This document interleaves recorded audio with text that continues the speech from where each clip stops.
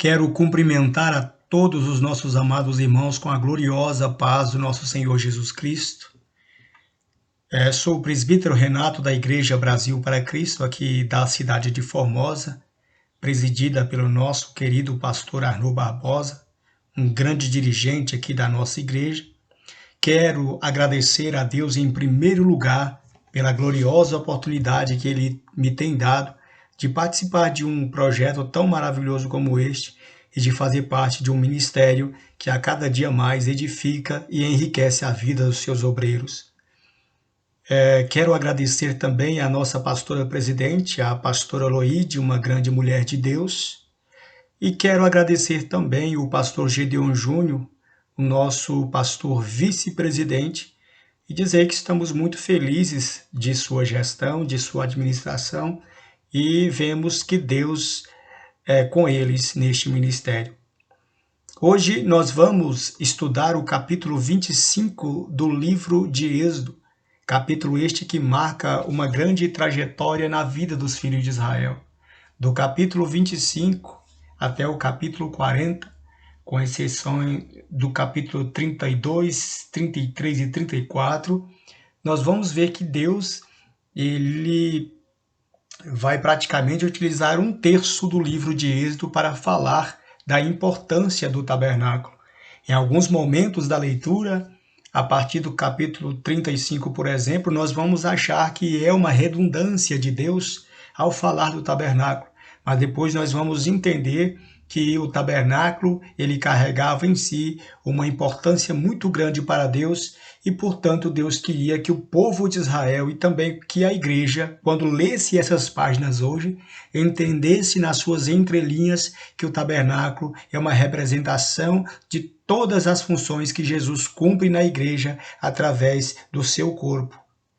Aqui no capítulo 25, do versículo 1 e 2, nos diz que o Senhor falou a Moisés dizendo: fala aos filhos de Israel que me tragam uma oferta alçada de todo homem cujo coração se mover voluntariamente, dele tomareis a minha oferta alçada.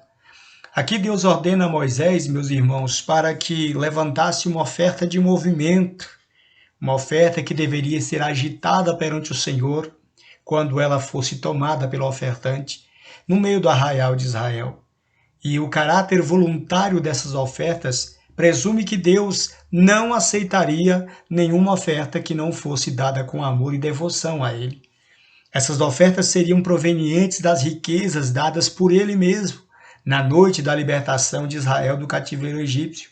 Pois naquela noite, ante ao pavor dos egípcios, conforme Êxodo capítulo 12, verso 35 e 36, falou os filhos de Israel, cada um a seu vizinho, e Deus abriu o coração dos egípcios, e estes deram-lhes ouro, prata e tecidos da mais alta qualidade. E o povo pobre e escravizado saiu livre com grandes dádivas, saqueando quase tudo que havia na casa dos moradores do Egito.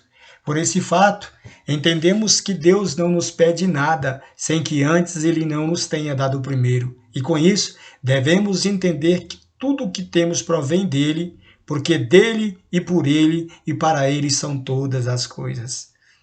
Lá em Jó, no capítulo 41, verso 11, o Senhor diz: quem primeiro me deu para que eu haja de retribuir-lhe? Pois tudo o que há debaixo do céu é meu.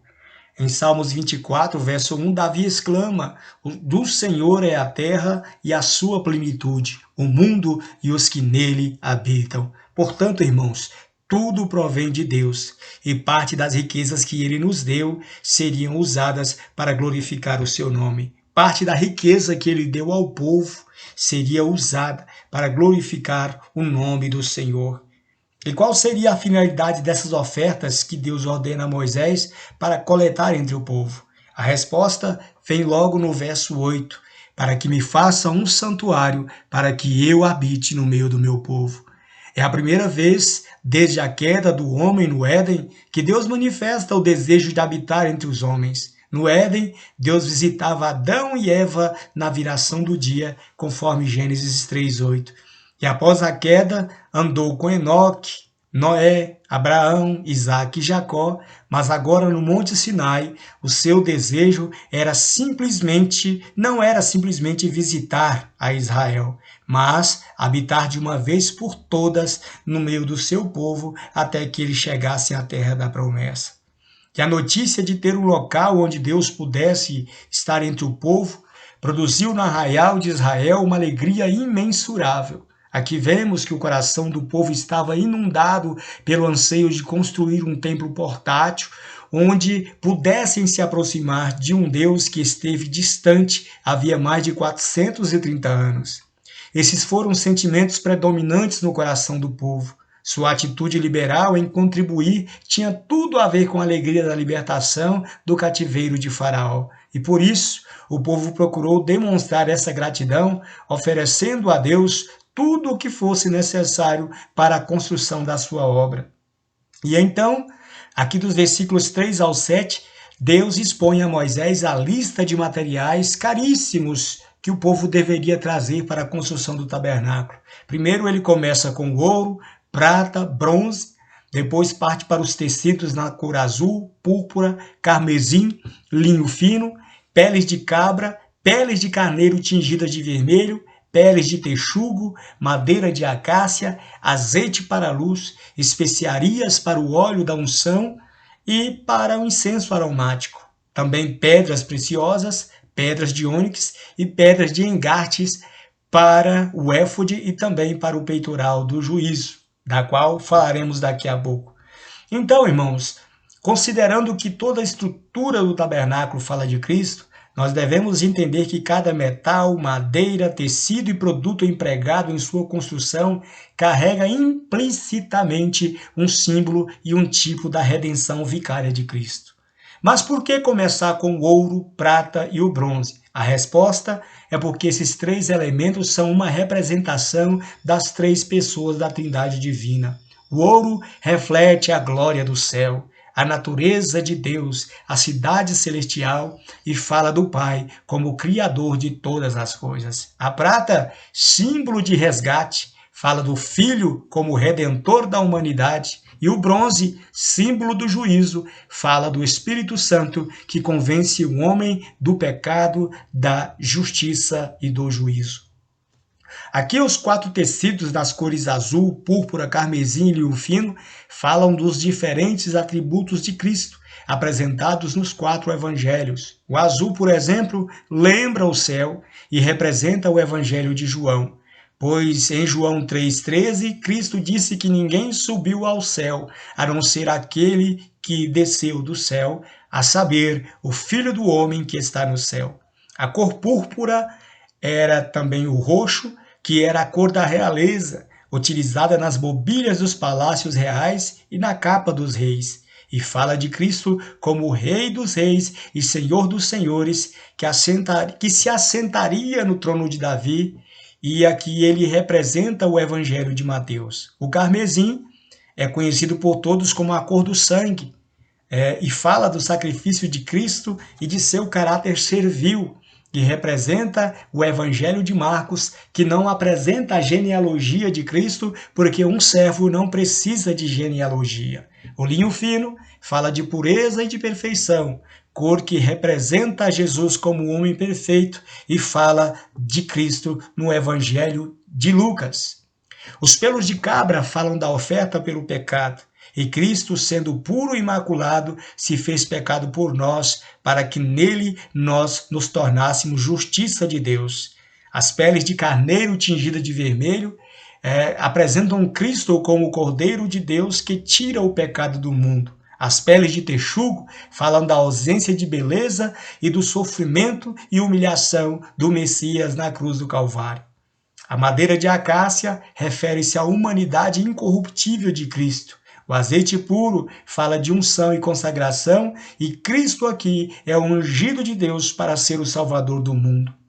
O incenso aromático fala da oração sacerdotal de Jesus diante do trono de Deus em favor da igreja, e as pedras preciosas e pedras de engate, bem como as pedras de ônix, falam de Cristo como a principal pedra angular, rejeitada pelos homens, mas para Deus eleita e preciosa. E também nós podemos dizer que essas pedras preciosas são símbolos da igreja, que o apóstolo Pedro, lá em 1 Pedro 2,5, diz que nós, como pedras vivas, somos edificados casa espiritual de Deus, para sermos para Deus um sacerdócio santo.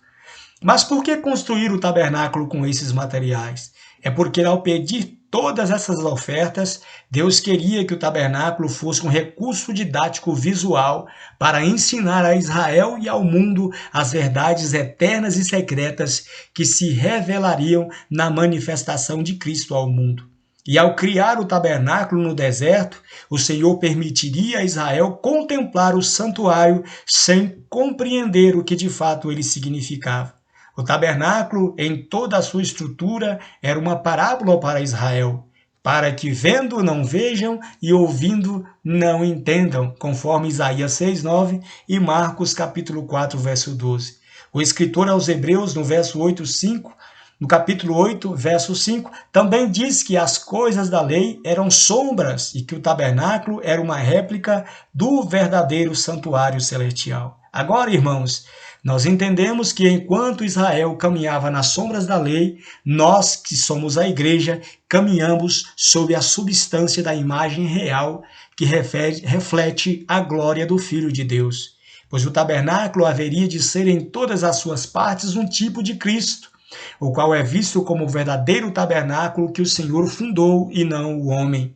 Ele era também o símbolo da igreja, seu corpo lavado e remido, o mais perfeito templo em que ele cumpre todas as funções tipificadas alegoricamente nas liturgias do tabernáculo.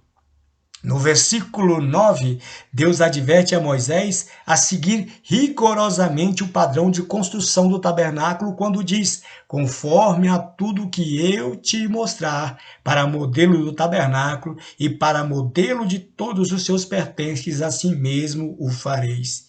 Alguns estudiosos dizem que Deus pode ter dado a Moisés uma visão do tabernáculo no céu e gravado em sua memória todos os detalhes para a construção, e ainda outros sugerem que ao descer do monte com as pedras dos 10 mandamentos, é bem provável que Deus tenha escrito em um rolo de pergaminho todo o projeto de construção da tenda e dado a Moisés para executá-lo rigorosamente, sem fugir de um único detalhe.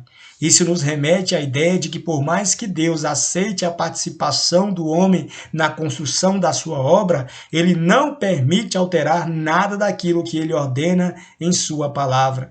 Não houve liberdade para mudar o plano, mas apenas a liberdade de construí-lo segundo a ordem, os preceitos e os critérios divinos. Do versículo 10 ao 17, nós vemos Deus determinar a construção do primeiro objeto do santuário, a gloriosa Arca da Aliança. Aqui, Deus começa a revelação do seu santuário por ele mesmo, pois tudo começa nos céus, no santuário eterno. E a Arca da Aliança era o símbolo do trono de Deus nos céus, e era para Israel a máxima representação da glória de Deus no meio do povo. A Arca da Aliança era uma caixa feita de madeira de acácia, revestida de ouro puro por dentro e por fora. Ela media 1,10 m de comprimento por 66 centímetros de largura e altura. Nela havia um arremate de ouro em forma de coroa, símbolo da realeza de Cristo, e possuía 4 argolas, símbolo dos 4 evangelhos, que sustentam os 2 varais, para que os sacerdotes a pudessem transportar tanto nas peregrinações quanto na frente das batalhas que Israel enfrentou em suas jornadas. E esses varais, meus irmãos, nunca seriam retirados da arca, porque representavam o serviço dos obreiros que conduzem a mensagem de Cristo por toda parte do mundo onde eles vão levar a mensagem. A arca foi a única peça do santuário que habitou em 3 tabernáculos diferentes, no tabernáculo de Moisés, no tabernáculo de Davi e também no templo de Salomão. No Antigo Testamento, a primeira menção à Arca da Aliança está aqui em Êxodo 25:10 e a última em Jeremias, no capítulo 3, versículos 14 ao 16. A arca permaneceu no centro do culto de Israel por quase 500 anos e desapareceu na destruição do templo quando Nabucodonosor invadiu Jerusalém e saqueou o templo de Deus, levando todas as suas mobílias para a Babilônia durante o reinado do rei Zedequias, para punir Israel por causa das idolatrias e das maldades que eles praticavam dentro do templo de Deus.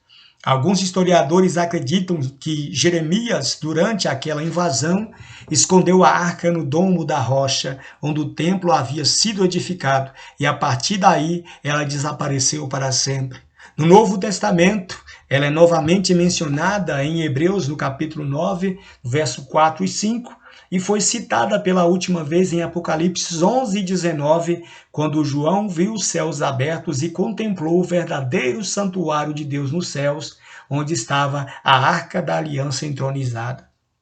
Do versículo 17 ao 22, Deus ordena a construção do propiciatório. O propiciatório é também conhecido como a tampa da Arca da Aliança. Ele era feito de ouro puro, media 1,10 m de comprimento por 66 centímetros de largura. Nele havia 2 querubins de ouro batido que ficavam em 2 extremidades, um defronte do outro com as asas abertas e com o rosto inclinado, fazendo sombra no propiciatório, e eles e o propiciatório eram todo feito de ouro puro e formavam uma só peça. Os querubins, segundo os estudiosos, são os guardiães da glória de Deus, os guardiões da glória de Deus. Quando Deus expulsou o primeiro casal do Éden, ele pôs 2 querubins com espadas flamejantes para guardar o caminho da árvore da vida. No interior do tabernáculo, na parte interior do teto, nós vemos figuras de querubins, e também ali na porta de entrada, na divisão dos santos com o santo lugar, também havia a figura de querubins bordada ali no véu de separação. Apesar disso, os estudiosos dizem que os querubins aqui não representam anjos, mas as 3 pessoas da Trindade. O primeiro querubim, segundo eles, representa o Pai, o propiciatório representa o Filho e o segundo querubim representa o Espírito Santo.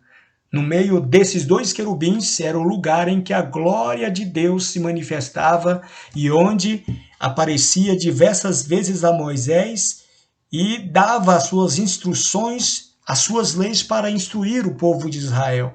O propiciatório aqui, irmãos, era o local sobre o qual o sumo sacerdote, uma vez por ano, aspergia o sangue do animal sacrificado para alcançar o perdão para a nação que pecava diuturnamente contra os preceitos da lei.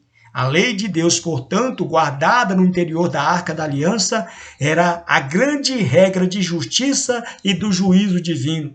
Não cumprir seus requisitos seria a sentença de morte ao transgressor. Mas acima da lei estava o propiciatório, sobre o qual se revelava a graça de Deus e onde se escondia o perdão, se concedia o perdão ao pecador arrependido. O propiciatório, antes da lei, era considerado o trono do juízo, porque nele eram julgados todos os pecados da nação israelita. Mas no Novo Testamento, ele passou a ser chamado de o trono da graça ou o trono de misericórdia, porque nele Cristo se tornou a propiciação por nossos pecados e pelo seu sangue nos justificou e alcançou por nós o perdão de todos os delitos e nos libertou da maldição da lei. Dos versos 23 ao 30, são dadas as ordens para a construção da mesa dos pães da presença, também chamada de mesa dos pães da proposição. Esta mesa era também feita de madeira de acácia, simbolizando a humanidade perfeita de Cristo, e revertida de ouro puro, símbolo da sua divindade. Ela media 80 centímetros de comprimento, 44 centímetros de largura e 66 centímetros de altura. Na mesa havia um arremate de ouro em forma de coroa e abaixo deste arremate foram colocadas 4 argolas, onde seriam postos os 2 varais de sustentação que possuíam a mesma finalidade dos varais da Arca da Aliança e também do altar de holocaustos. Em cima dessa mesa eram postos todos os sábados 12 pães com incenso, representando a cada tribo de Israel conforme a oferta, como oferta a Deus. Estes pães eram colocados em 6 porções ali de cada lado, formando 12 pães em cima daquela mesa. E eles eram trocados todos os sábados, e somente os sacerdotes poderiam se alimentar deles, e isto era um estatuto perpétuo para Israel. Agora, irmãos, no Novo Testamento, essa mesa simbolicamente fala da nossa comunhão com Deus através da Santa Ceia, que é um memorial perpétuo da morte e da ressurreição de Cristo, o verdadeiro pão de Deus que desce do céu para dar vida ao mundo. E aqui, dos versículos 31 ao 40, Deus ordena a construção do candelabro de ouro. O candelabro de ouro era uma luminária com 7 braços, todo feito de ouro puro. Não possuía medidas, e como no tabernáculo não havia janelas, ele era a única luz que deveria brilhar no interior do tabernáculo. Ele era aceso pelos sacerdotes todos os dias, às 3 horas da tarde, e passava toda a noite iluminando o interior do santuário até às 9 horas da manhã. Nenhum sacerdote poderia ministrar no tabernáculo sem que acendesse as luzes do candelabro. Da mesma forma que nós não podemos fazer nada na obra de Deus sem que a luz de Cristo esteja resplandecendo sobre nós. Alguns estudiosos dizem que o candelabro tinha a semelhança da sarça que não se consumia quando Deus se revelou a Moisés no Monte Horebe. Ele é um dos maiores símbolos da nação de Israel e era um dos mais antigos elementos da religião judaica. O castiçal era formado por uma haste ou coluna central, da qual saíam 6 hastes, totalizando 7 braços. E, segundo os judeus, o candelabro é símbolo dos 7 olhos de Deus que sondam toda a terra. Já na teologia cristã, o candelabro ou castiçal de ouro aponta para Cristo como a luz do mundo. E então, concluindo o capítulo 25, que vai do verso 1 ao 40, temos as instruções para a coleta das ofertas e, em seguida, a construção das 3 primeiras mobílias que ficariam dentro do tabernáculo e suas tipologias. Nós vamos estudar até o capítulo 40 todo o processo de construção do tabernáculo, para depois entendermos que existem basicamente 2 formas de abordagem para o seu estudo. A primeira abordagem começaria pela entrada do pátio, prosseguindo pelo altar de bronze até chegar à Arca da Aliança no lugar santíssimo. Essa abordagem está relacionada à jornada do homem até Deus, que é o caminhar pela fé. Para se aproximar de Deus, o homem deve começar pela entrada, aceitando o sacrifício de Cristo, representado no altar de bronze. Depois ele avança progressivamente, passa pela pia de bronze até chegar à plena glória de Deus, assim como é vista no lugar santíssimo. A segunda abordagem que os estudiosos dizem é que seguiria a ordem da revelação divina, começando com a Arca da Aliança e seguindo em direção ao altar de bronze e ao pátio. Essa abordagem está relacionada à jornada de Deus até o homem e representa o capítulo 25 até o capítulo 34 do livro de Êxodo. Isto é o caminho da graça. Já a jornada aqui do altar até o tabernáculo representa o capítulo 36 ao 40 do livro de Êxodo e representa os passos que o homem deve dar a Deus para alcançar a salvação. Portanto, aguardamos os irmãos para que juntos possamos acompanhar a construção do tabernáculo nas próximas leituras e fazer uma viagem pelo seu interior para compreendermos que o tabernáculo era uma réplica do verdadeiro santuário celestial, onde Cristo é o verdadeiro ministro. Deus vos abençoe em nome de Jesus e até o capítulo 26 do livro de Êxodo.